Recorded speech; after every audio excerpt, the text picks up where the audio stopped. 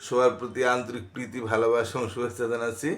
পঞ্চম শ্রেণীর ছাত্রছাত্রীরা, তোমরা সব পাঠ ঠিক মতো দেখতেছো না, হয়তো তোমাদের প্রয়োজন বোধ মনে করছো না, তাই হয়তো দেখছো না। তো যাই হোক, যার দরকার সে অবশ্যই দেখবা, আর যারা পারো তারাও যদি একবার দেখো তাহলে কিন্তু তোমরা একটু দক্ষ হইতে পারো। তা আশা করি তোমরা যে যে পাঠ দেখো নাই দেখে নেবে।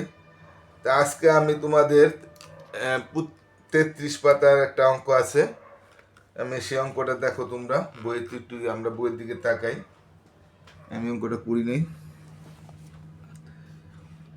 একজন শিক্ষক 60টি পেন্সিল এবং 36টি খাতা কিছু শিক্ষার্থীর মধ্যে কোনো অবশিষ্ট না রেখে সমানভাবে ভাগ করে দিতে চান। সর্বোচ্চ কতজন শিক্ষার্থীর মধ্যে এই দ্রব্যগুলো সমানভাবে ভাগ করে দেওয়া যাবে? তা 60টা পেন্সিল আর 36টা খাতা, হ্যাঁ, শিক্ষার্থীর মধ্যে কোনো অবশিষ্ট না রেখে ভাগ করে দিতে চায়। তা সর্বোচ্চ কত, মানে সবচেয়ে কতজন শিক্ষার্থীর মধ্যে এই দ্রব্যগুলি সমানভাবে ভাগ করতে পারবে? এই যে সর্বোচ্চ বললে, বড় বললে, বৃহত্তম বললে, হ্যাঁ, গরিষ্ঠ বললে, হ্যাঁ, সর্ববৃহৎ বললে, এরকম সবসময় আমাদের গসাগু করে অঙ্কটা বাই করতে হয়। তাইলে আমরা এই 60টি পেন্সিল 36টি খাতার গসাগুই হবে সর্বোচ্চ শিক্ষার্থীর সংখ্যা। আমরা অঙ্কটা একটু বোর্ডে দেখি, তাহলে আমরা অঙ্কটা 60টি পেন্সিল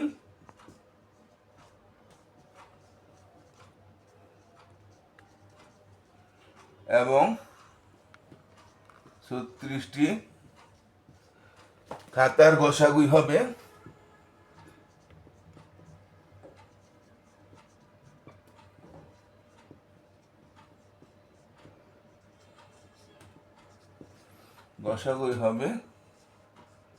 সর্বোচ্চ শিক্ষার্থীর সংখ্যা।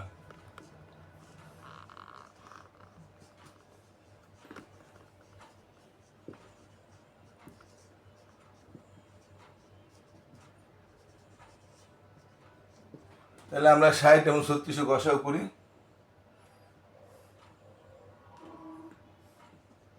এখানে তাহলে গসাগু আমরা করি, গসাগু হবে,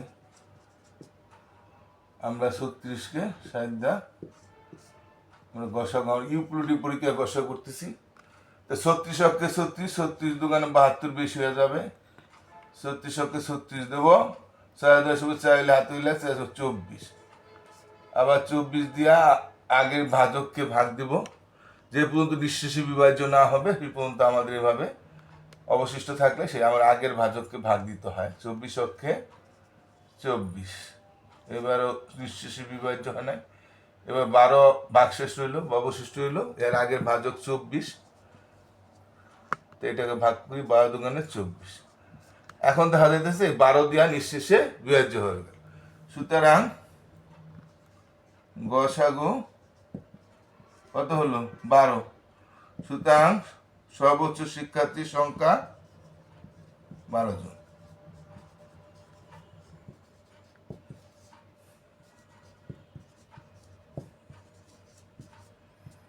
12 জন। এখন অঙ্কটা হয়ে গেল। আচ্ছা, যদি বলতো যে একজন ছাত্র কয়টি করে পেন্সিল এবং কয়টি করে খাতা পাবে, যদি এটার সাথে যুক্ত করে কোনো চাইতো, তাহলে আমাদের কি হতো? একটু সব কিছু একটু জানা দরকার। এটা তো আমার শেষ উত্তর 12 জন লেখা দিলে হয়ে যাবে, কিন্তু যদি ওইটা চাই তাহলে আমাদের কিভাবে করতে হবে? সুতরাং খাতা, তাহলে পেন্সিল পাবে,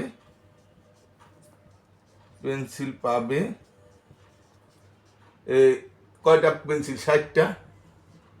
60টা পেন্সিলের আমরা 12 দিয়ে ভাগ দিই, 5 12 60, 5টি করে। হ্যাঁ, যদি এটা চাই তাইলে, নাইলে কিন্তু আমার অঙ্কটা এখানে উত্তর 12 জন দিলে হয়ে যাবে।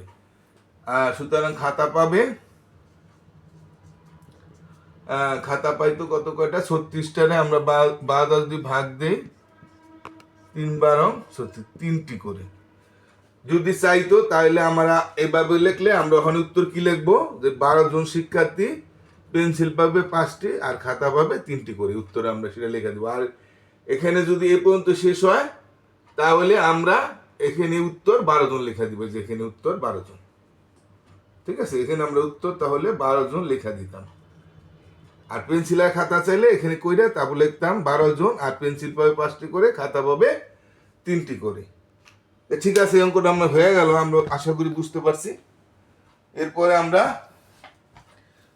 35 পাতার লসাগু আছে, আমরা 35 পাতার লসাগু করাই।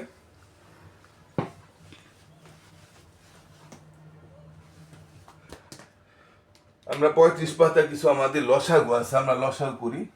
আমরা 2 প্রক্রিয়া শিখাই দেই, আমি তোমাদের বলছি 2 প্রক্রিয়া শিখাই দেবো। 35 পাতা আমাদের কি লসাগু আছে, আমরা এখানে আছে লসাগু 4, 6, আর 2 নম্বর আছে 8 আর 10, 3 নম্বর 3 আর 5, 4 নম্বর আছে 12, 15। ঠিক আছে, আমরা বোর্ডে উঠাই। 1 নম্বরটা আছে 4 আর 6। তো এটাকে যদি আমরা লসাগু করি, আমরা ইউক্লিডীয় পরীক্ষা আমি আগে করি। 4 আর 6 লসাগু করি, 2 দুগুণে 4, 3 দুগুণে 6, আর কিন্তু যায় না ইউক্লিডীয় পরীক্ষা। সুতরাং লসাগু তো, সুতরাং নির্ণয় লসাগু লিখতে পারো, আর নির্ণয় না লিখলে চলবে। তো কি 3 দুগুণে 6 দুগুণে 12। আমরা ইউক্লিড পরীক্ষা আগে করে যাই, তারপরে আমরা দরকার উৎপাদকের সাহায্য তোমাদের শিখিয়ে দিতেছি। 8 আর 10, 8 আর 10কে যদি আমরা ইউক্লিড পরীক্ষা লসাগু করি, 2 দেওয়া যায়, কারণ আমরা জানি যে জোড় সংখ্যা 2 দেওয়া যায়। এটা 2 দেওয়া গেল কেন? কারণ এটা 4 ও জোড় আছে, 6 ও জোড় আছে, তো জোড় সংখ্যা 2 দেওয়া যায়, 8 বিভাজ্য হয় না, তাই আমরা যা পাইছি সেগুলি আমরা গুণ করছি 2, 2, 3। এটা 8 আর 10কে আমাদের যেহেতু জোড় সংখ্যা, যেহেতু 2 দেওয়া আমাদের 2টা নিঃশেষী বিভাজ্য হবে, 4 দুগুণে 10, 5 দুগুণে 10। আর কোনো সংখ্যা 2টা নিঃশেষী বিভাজ্য হয় না, তাই সুতরাং লসাগু 2 পূরণ 4 পূরণ 5। তাহলে কিভাবে গুণ করতে হয়? 4 5 20, 20 আবার 2 পূরণ 20 দুগুণে 40। তাই লসাগু উত্তর 40, এটা উত্তর 12 লিখে দিলে হবে, এটা আমি আর লিখলাম না। 3 নম্বরটা কি আছে? 3 আর 5। তা 3 আর 5 কে এমন কোনো সংখ্যা নাই যেটাতে 2টা নিঃশেষে বিভাজ্য হয়। হ্যাঁ, তাই সুতরাং লসাগু, যেহেতু বিভাজ্য কোনো সংখ্যা নাই, হ্যাঁ 2টা সংখ্যা বিভাজন, তাই এই 2টা গুণ করলেই আমরা লসাগু পেয়ে যাই। 3 5 3 5 15, তো উত্তর হইল 15, লসাগু 15। তা এই 3টা অঙ্ক আমরা ইকুয়ালিটি পরীক্ষা করাইলাম। এখন আমরা তাহলে, আমরা তো ওই 3টা বুঝতে পারছি আশা করি, তাই না? যেমন জোর 4 আর 6, 2 দিছি, 2 দুগুণে 6, 3 দুগুণে 6, তাহলে এই যেগুলি গুণ 3 দুগুণে 6, আবার 6 এর উদ্যাপন হবে 12। এটা যদি 8 আর 10 জোর সংখ্যা, এটা 2 দ্বারা বিভাজ্য হবে, 4 দুগুণে 8, 5 দুগুণে 10। তাই সুতরাং লসাগু হবে 2 গুণ 4 গুণ 5, 4 5 20, 20 দুগুণে 40। আর এটা তো নিঃশেষী বিভাজ্য কোনো 2টা সংখ্যা নাই, তাই 2টাই গুণ হবে, 3 5 15। এটা আমরা বুঝে গেলাম। এখন আমরা আরেকটা করি, 4 নম্বরটা করি। 12 15। তো 12 আর 15 আমরা কি দা ভাগ দিলে 2টা সংখ্যা নিঃশেষী বিভাজ্য হবে? 3 দা দিলে 3 4 12 হয়, 3 5 15 হয়, তাই না? এটা আমরা ছোট সংখ্যা কিন্তু বুঝতে পারি। 3 4 12, 3 5, যেহেতু জোড় না, তাই তো 2টা সংখ্যা বিভাজ্য হবে না। আর কোনো সংখ্যা দিয়ে 2টা সংখ্যা নিঃশেষ হয় না। 4 কে 2 হয়, কিন্তু 5 এর হয় না। 5 হলো যেহেতু মৌলিক সংখ্যা, সুতরাং লসাগু 3 পূরণ 4 পূরণ 5। 4 5 20, 20 এর আবার 3 দাবার 3 করি 60, উত্তর 60। আচ্ছা, আমরা যদি 5 এরটা করি,